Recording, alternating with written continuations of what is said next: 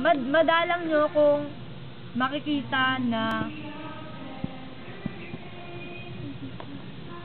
although I'm trying my best, ang hirap, alam mo kasi kapag personality mo talaga, iba, bigyan ko kayo ng example pag ang personality nyo, kunyari katulad kay Cassandra, ganyan, o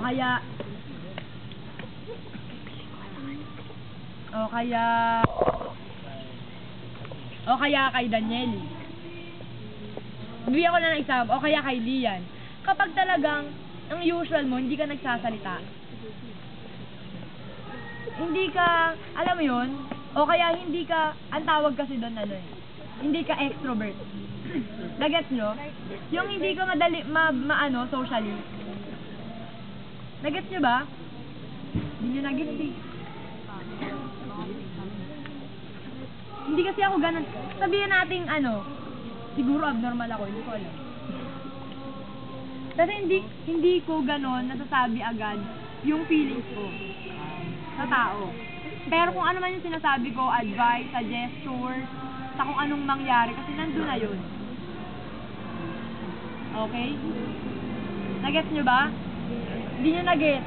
Hindi kasi kayo nakikinig. Gusto mo na uwi.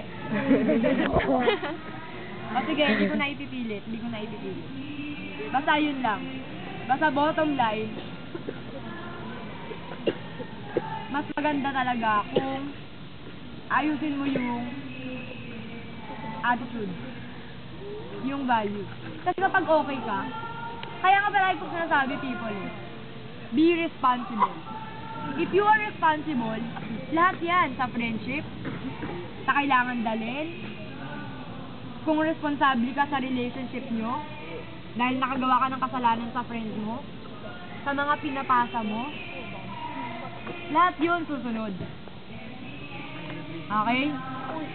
So, sige, ayoko nang maging saka meron pa kasi akong appointment, sorry. So, ganito yan. Bottom line na, is, ang lahat ng kumpleto na sa subject, kukunin ko na yung clearance.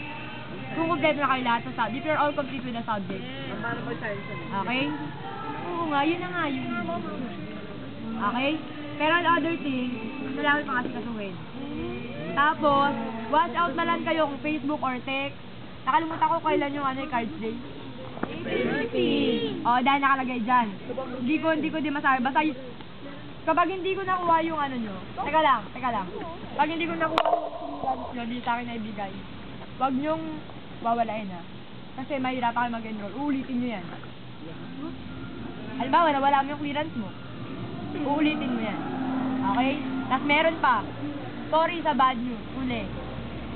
Nag-compute na ako ng grades. Wala akong, hindi pwede ko sabihin wala. Kasi may magsa-summer. Kung talagang may magsa-summer.